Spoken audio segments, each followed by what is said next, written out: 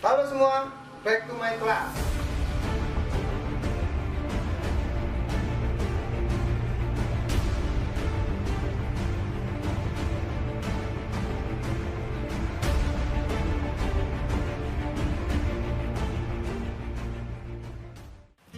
teman-teman, kalau tadi kita sudah membahas tentang status warga negara yang dibedakan menjadi 3, ada penduduk, warga negara, dan rakyat.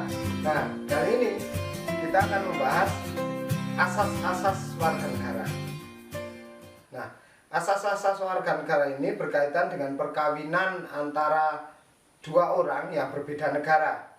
Misalnya satu dari Inggris, satu dari Indonesia. Nah, ini akan memperjelas ini. Oke, ada apa saja asasnya? Ada 2 asas. Asas yang pertama yaitu ius sanguinis, yaitu kewarganegaraan seseorang ditentukan berdasarkan keturunan.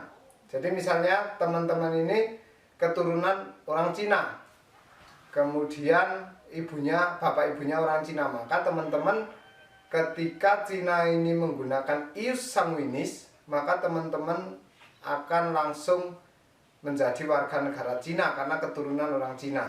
Nah, kemudian pertanyaannya, ketika teman-teman ini keturunan orang Cina, teman-teman lahir di Amerika, katakanlah sedang liburan, kemudian lahir di Amerika. Nah, bagaimana status warga negaranya? Teman-teman tetap akan menjadi warga negara Cina karena ayah dan ibunya adalah orang Cina. Jadi sesuai keturunan. Kalau ayah ibunya Indonesia, mau kalian lahir dimanapun, Anda tetap warga negara Indonesia karena keturunan Indonesia. Itu asas yang pertama. Asas yang kedua, ada ius soli atau kewarganegaraan ditentukan berdasarkan tempat lahir. Kalau tadi berdasarkan keturunan, ini berdasarkan tempat lahir. Nah, berdasarkan tempat lahir ini artinya bahwa teman-teman di mana dilahirkan. Ketika teman-teman keturunan Cina tapi lahir di Amerika, dan kebetulan Amerika menggunakan asas ius soli ini, maka teman-teman akan diakui sebagai warga negara Amerika. Oke teman-teman, pertanyaannya sekarang, Indonesia menganut asas apa? Apakah ius soli atau ius sanguinis? Nah, Indonesia sendiri teman-teman menganut ius sanguinis pada dasarnya. Namun Indonesia juga menambah ius soli, namun ius soli terbatas. Jadi ius sanguinis pada dasarnya artinya berdasarkan keturunan, namun ada ius soli terbatas.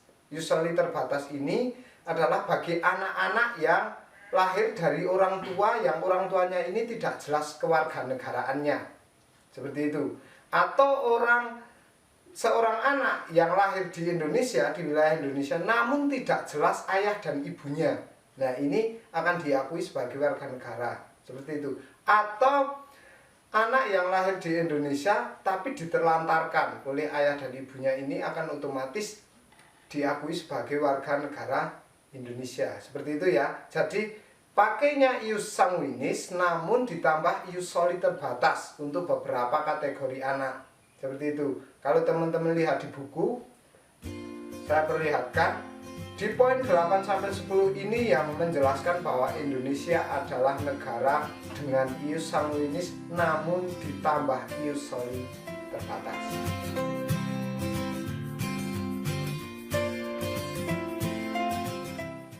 Oke, jadi kesimpulannya teman-teman, Indonesia atau di dunia ini ada 2 asas kewarganegaraan, yaitu asas ius soli dan ius sanguinis. Ius sanguinis berdasarkan keturunan, ius soli berdasarkan tempat lahir. Seperti itu ya, diingat-ingat. Oke. Selanjutnya ada apatrid dan bipatrid, atau orang yang memiliki 2 kewarganegaraan dan orang yang sama sekali tidak memiliki kewarganegaraan. Jadi sebenarnya di dunia ini ada 3 jenis.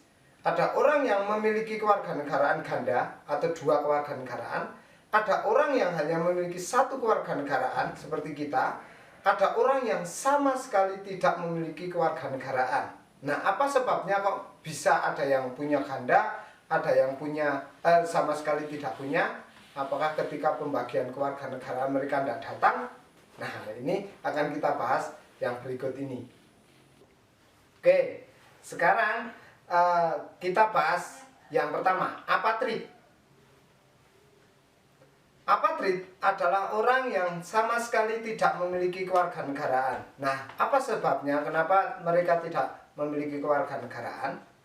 Jadi begini teman-teman, orang yang ketika lahir itu tidak memiliki kewarganegaraan sama sekali, ini sebenarnya berkaitan dengan negara di mana dia lahir dan dari siapa dia diturunkan, artinya dari siapa dia keturunannya, seperti itu. Jadi misal, katakanlah saya ambil satu negara Amerika, seperti itu ya. Yang satu negara Indonesia. Tentu teman-teman tahu bahwa Indonesia menganut sanguinis, kemudian Amerika menganut soli.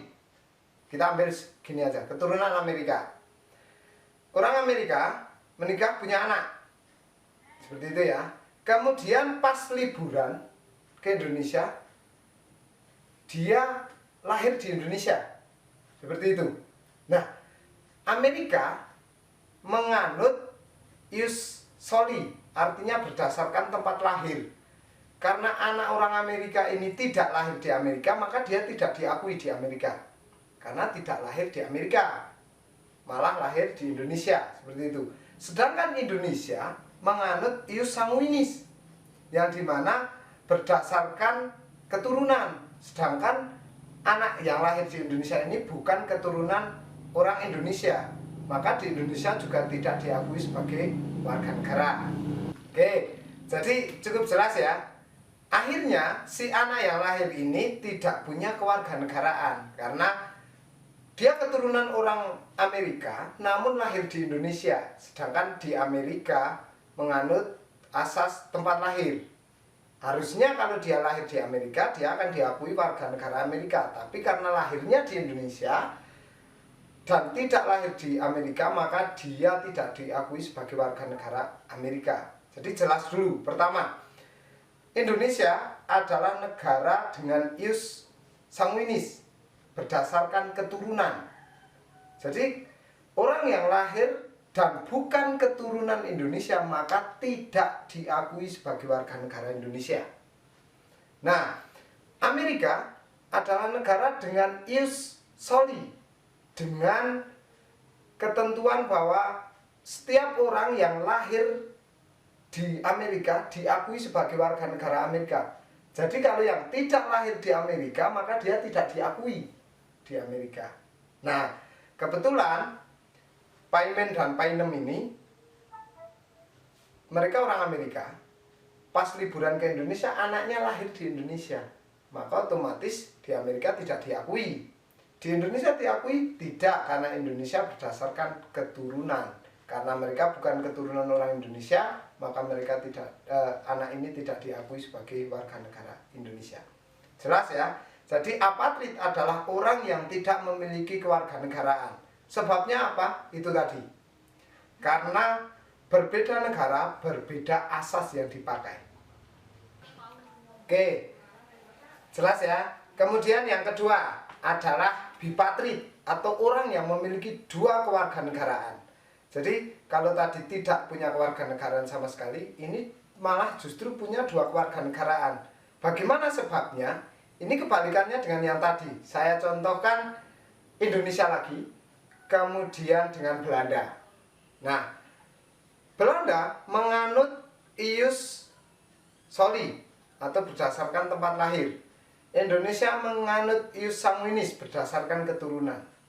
Ini teman-teman. Nah, kasusnya adalah Johnny dan Jiem itu orang Indonesia, berarti orang asli Indonesia. Maka kalau dia punya anak, anaknya berdasarkan keturunan tentu menjadi anak warga negara Indonesia. Seperti itu ya. Indonesia menganut keturunan, Belanda menganut tempat lahir. Siapa tadi? Paijem liburan ke Belanda. Kemudian si anaknya Paijem ini lahir di Belanda. Seperti itu. Jadi kalau tadi dari Amerika ke Indonesia, ini gantian orang Indonesia liburan ke Belanda.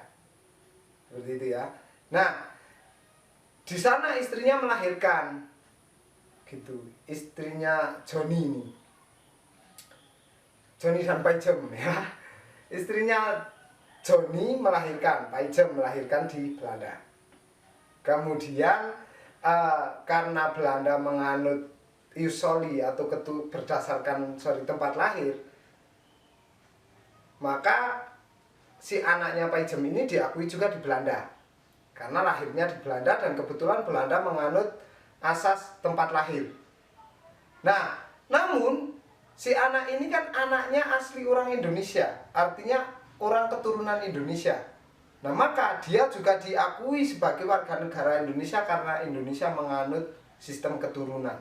Jadi jelas ya teman-teman ya. Kalau tadi itu yang tidak punya kewarganegaraan karena Amerika pakai iusoli dan Indonesia sanguinis ini, yang Amerika liburan ke Indonesia dan lahir di Indonesia.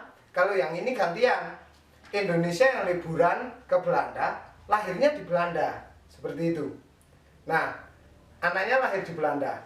Kemudian anaknya ini karena lahir di Belanda dan Belanda kebetulan menganut sistem lahir, asas berdasarkan kelahiran, maka karena lahir di Belanda diakui sebagai warga negara Belanda. Satu kewarganegaraan sudah didapat. Ketika dia pulang ke Indonesia karena keturunan asli Indonesia, dia juga dapat kewarganegaraan Indonesia. Jadi ada dua kewarganegaraan yang dia terima, kewarganegaraan Belanda dan kewarganegaraan Indonesia. Seperti itu teman-teman. Nah, kemudian pertanyaannya, terus Pak, bagaimana kok punya dua kewarganegaraan?